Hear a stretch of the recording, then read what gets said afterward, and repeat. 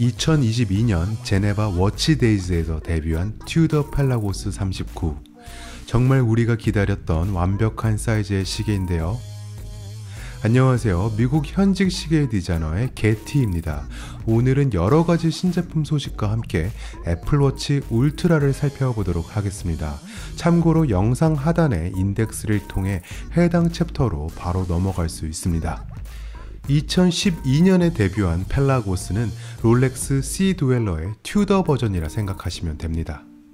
2등급 티타늄 바디를 지녔는데 요즘 다이버 시계 시장의 키워드가 티타늄이죠. 정말 많은 브랜드들이 다루고 있는 소재입니다. 기존 펠라고스는 500m 방수 성능을 지녔으며 헬륨 배출 장치까지 달고 있어 42mm의 큰 케이스를 가질 수밖에 없었죠. 거기에 두께는 15mm에 육박했습니다. 이렇게 프로페셔널을 지향하는 다이버 시계이기 때문에 일상에서 착용하기엔 좀 부담스러운 크기임은 틀림없었습니다. 그래서 많은 분들이 블랙베이 58처럼 좀 더 컴팩트한 펠라고스를 기다려왔었죠. 그리고 2022년 8월 그 기다림을 깨는 펠라고스 39가 등장하였습니다.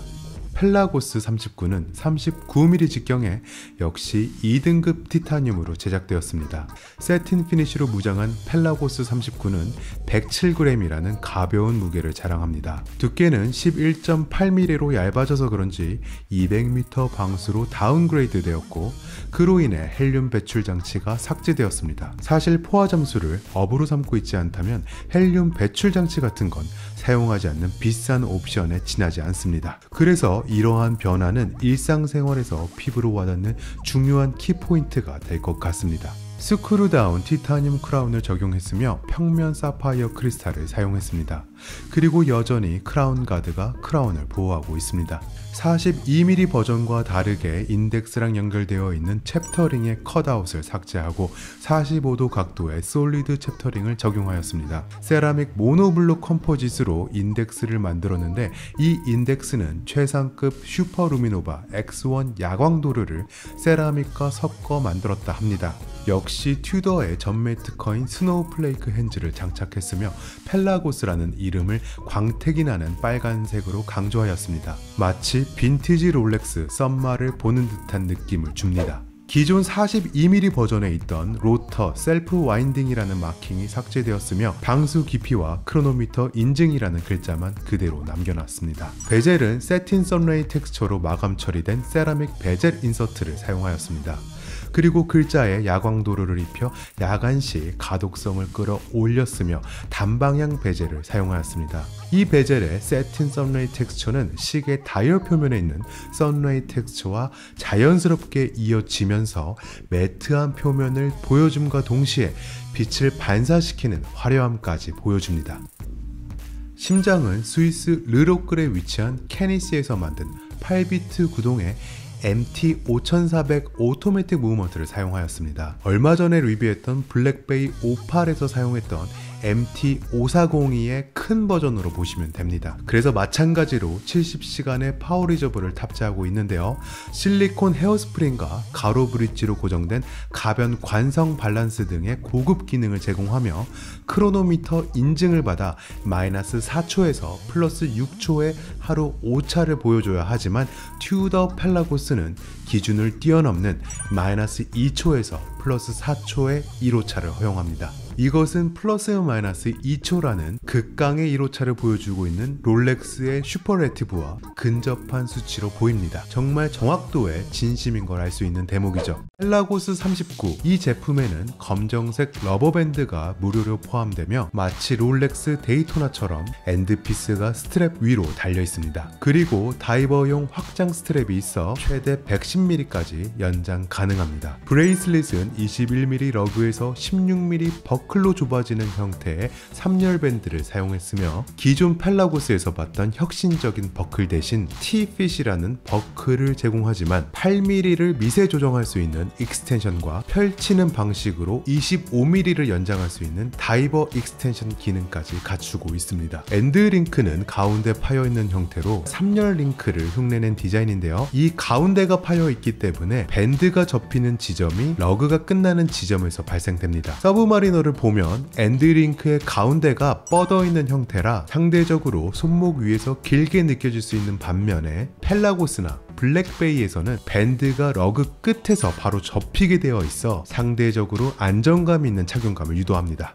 42mm 버전 대비 다운그레이드가 눈에 띄는 만큼 가격도 다소 저렴하다는 걸 알 수 있는데요. 미국 출시 가격은 4,400불이며 국내 출시 가격은 568만원으로 책정되어 있습니다. 일단 방수 성능을 포기하고 적절한 사이즈를 내놨다라고 평가하고 싶습니다. 그럼에도 스쿠버 다이빙을 위한 다이버 익스텐션과 여벌의 러버 스트랩 그리고 확장 스트랩까지 제공하는 것을 보면 다이빙의 진심인 시계라는 것을 알 수 있습니다. 동시에 현실적인 다이버 워치라는 것을 알 수 있는 거죠. 더군다나 세틴 선레이 텍스처를 세라믹 베젤에 도입하여 다이얼과 더불어 튈 땐 튀고 얌전할 땐 얌전한 그런 묘한 매력을 느낄 수 있었습니다. 비록 포화 잠수 같은 전문 다이버 시계는 아니지만 일상생활에 최적화된 그런 다이버 시계가 아닐까 싶습니다. 자, 이번엔 튜더와 같이 발표된 오리스 다이버 65 12H를 살펴보겠습니다. 오리스가 최근에 발표한 인하우스 칼리버 400은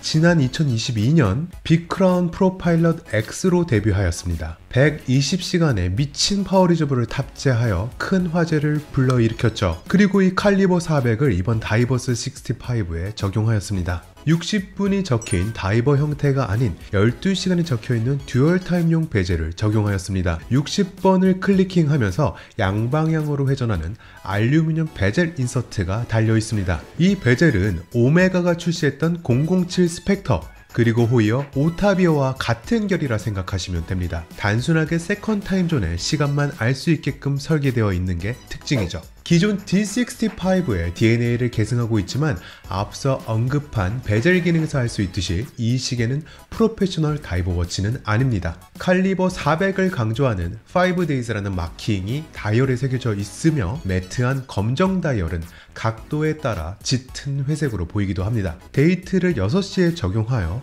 좌우가 완벽히 대칭되는 형태의 디자인을 지녔습니다. 데이트의 바탕색도 검정으로 통일했으나 다이얼의 색상보다 좀 더 짙은 색임을 알 수 있습니다. 슈퍼 루미노바의 야광도료를 사용했으며 양면 AR 코팅이 들어간 더블돔 크리스털을 사용하였습니다. 그리고 크리스털과 바늘 사이의 공간이 최소화된 것을 알 수 있습니다. 그로 인해 크리스털이 다이얼과 핸즈에 매우 가까이 붙어있는 느낌을 줍니다. 8비트로 구동되는 칼리버 400 무브먼트는 오리스가 만든 인하우스 무브먼트입니다. 항자성 기능을 도와주는 실리콘 헤어스프링을 탑재하였으며 120시간 즉 5일이라는 강력한 파워 리저브를 가지고 있는데요. 이 정도면 주말용 시계라고 해도 될 것 같습니다. 이 무브먼트는 나온 지 얼마 안 됐기 때문에 내구성에 대한 말들이 많았지만 현재 초기 분량을 잡은 상태이며 해외 매체에 따르면 상당히 안정적이다 라고 평가하고 있습니다. 비록 크로노미터 인증은 받지 않았지만 오리스에 따르면 칼리버 400은 마이너스 3초에서 플러스 5초의 1호차를 허용한다 합니다. 크로노미터 허용 오차보다 다소 높은 수준이죠. 지난 튜더 블랙베이 58 리뷰에서 본 리빗 디테일이 시계 밴드 양쪽에 붙어있는 것을 볼 수 있습니다. 이것은 오리스 D65가 빈티지의 뿌리를 두고 있다는 증거겠죠. 엔드링크는 튜더처럼 가운데가 파여있는 형태로 3열 링크를 흉내낸 디자인인데요. 이 가운데가 파여있기 때문에 밴드가 접히는 지점이 러그 끝쪽에서 발생됩니다. 그래서 앞서 말씀드린 서브마리너 타입의 시계 대비 상대적으로 팔목을 잘 감싸는 안정감 있는 착용감을 제공합니다. 버클은 오리스 범용 버클을 사용하였고 그리고 브러쉬드 패턴으로 마감 처리를 하였습니다. 직경 40mm의 케이스와 12.8mm의 두께를 가지고 있습니다. 하지만 UFO 케이스라 불리는 빈티지 디자인을 차용하였고 더블돔 사파이어 크리스탈을 사용하여 실제 두께보다 더 얇은 10mm 정도의 두께감이 예상됩니다. 미국 출시 가격을 먼저 알려드리겠습니다. 가죽 스트랩 버전은 3,500불, 브레이슬릿 버전은 3,700불, 그리고 국내 출시 가격은 각각 410만원과 435만원으로 책정되었습니다. 오리스 D65의 DNA를 그대로 이어오면서 새로운 무브먼트를 탑재하여 제품의 질을 높인 점에서 상당한 박수를 보내고 싶습니다. 120시간이라는 파워 리저브를 가지고 있으며 10년이라는 파격적인 워런티를 제공합니다. 그래서 충분히 검증되지 못한 새 무브먼트에 대한 걱정에서 해방될 수 있는 보증까지 마련되어 있는 셈이죠. 적당한 사이즈에 상대적으로 얇은 두께감, 그리고 앞서 말씀드린 것처럼 엔드피스의 디자인으로 인한 쾌적한 착용감을 제공할 것으로 보입니다. 뿐만 아니라 좀 더 실용적인 듀얼타임 베젤까지 고려해 본다면 일상생활에서 가볍게 사용할 수 있는 시계임은 틀림없습니다. 물론 세라믹 베젤이 아닌 점, 양면 AR 코팅을 사용한 점, 그리고 셀리타 무브 버전 대비 가격이 조금 오른 점은 아쉽습니다. 하지만 이 가격대에 120시간이라는 파워리즈버가 달린 시계는 정말 찾아보기 힘들죠. 2021년 태그 호이어가 업데이트한 아쿠아레이서 프로페셔널 300 라인업에 새로운 GMT 모델을 선보였습니다. 다소 부담스러운 43mm의 사이즈를 그대로 유지했으며 12각형 양방향 회전 베젤을 사용하였습니다. 이 제품의 특징은 베젤 인서트라 할 수 있겠는데요. 세라믹은 색 사용에 있어서 엄청난 제약이 있습니다. 특히 적색 계열은 만들기 힘든 걸로 유명한데요. 그와 더불어 베젤의 색을 둘로 나눠 하나의 형태로 만드는 방식도 어렵기로 유명합니다. 태그 호이어는 미드나잇 블루와 화이트 컬러를 적절히 사용하여 투톤 베젤을 만들었는데요. 밤 시간에 해당되는 구간은 네이비 세라믹으로 사용하였습니다. 슈퍼 루미노바의 야광도로로 인덱스와 핸즈를 장식했으며 베젤 상단의 삼각형에는 하늘색으로 발광하는 화이트 슈퍼 루미노바를 사용하였습니다. 좌우 대칭인 다이얼 디자인에 데이트는 6시 방향에 배치되어 있으며 가루 줄무늬 패턴과 팔각형 어플라이드 인덱스가 붙어 있으며 소드 핸즈와 노란색 코팅으로 초침과 GMT 시침을 구분지었습니다. 그리고 사파이어 크리스탈 안쪽에 돋보기를 달아놨습니다. 솔리드 케이스백으로 무브먼트를 볼 수 있는 재미는 없지만 300m 방수를 제공합니다. 셀리타 SW300의 뿌리를 두고 있는 1초에 8번 티킹하는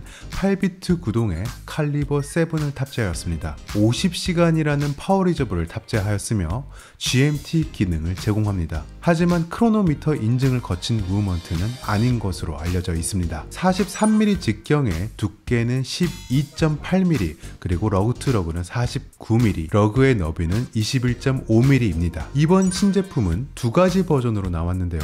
브레이슬릿 버전과 다이얼에 있는 가로줄을 그대로 이어받은 러버밴드 버전, 이렇게 두 가지 버전으로 나왔습니다. 미국 출시 가격은 러버밴드는 3,500불, 메탈 밴드는 3,800불이며 국내 출시 가격은 499만원으로 책정되었습니다. 상당히 멋진 시계임은 틀림없습니다. 무엇보다도 태그 호이어의 제조 경험과 합리적인 가격으로 무장하여 가격 경쟁력까지 갖춘 것 같습니다. 자, 마지막으로 애플워치 울트라를 살펴보겠습니다. 탐험과 다이버, 그리고 운동선수들을 위한 전문가용 애플워치인데요. 49mm 길이에 44mm 너비의 다소 큰 애플워치 울트라는 에어로스페이스 등급의 티타늄으로 만들어져 있습니다. 그래서 외부 충격으로부터 안전할 뿐만 아니라 가벼운 무게를 자랑합니다. 디지털 크라운은 장갑을 끼고 들릴 수 있게 기존 모델 대비 소폭 커진 것을 볼 수 있습니다. 그리고 시계 왼쪽에 배치된 새로운 버튼을 통해 울트라만의 신기능을 실행할 수 있습니다. 100m 방수 성능과 IP6X 방진 등급을 획득하였고, 키스톤 컴플라이언스를 통해 밀리터리 스펙을 준수하는 테스트를 거쳐 혹독한 환경에서 시계를 문제없이 사용할 수 있습니다. 정확도를 위해 듀얼 GPS를 장착하였으며 평면 사파이어 크리스탈 밑에 역대급 크기와 밝기를 자랑하는 디스플레이를 장착하였고, 야간 모드, 그리고 86dB에 180m까지 전파 가능한 사이렌 기능, 더욱더 강력해진 디지털 나침반, 그리고 듀얼 스피커까지 지원합니다. 국제 표준에 부합하는 수심 40m까지 측정 가능한 수심 게이지 등을 탑재하여 프로페셔널 영역의 애플워치를 완성시켰습니다. 영하 20도에서 영상 55도까지 견디는 애플워치 울트라는 36시간의 배터리 라이프를 자랑하며 절전 모드에서는 60시간까지 사용 가능합니다. 스트랩은 총 3가지를 준비했는데요.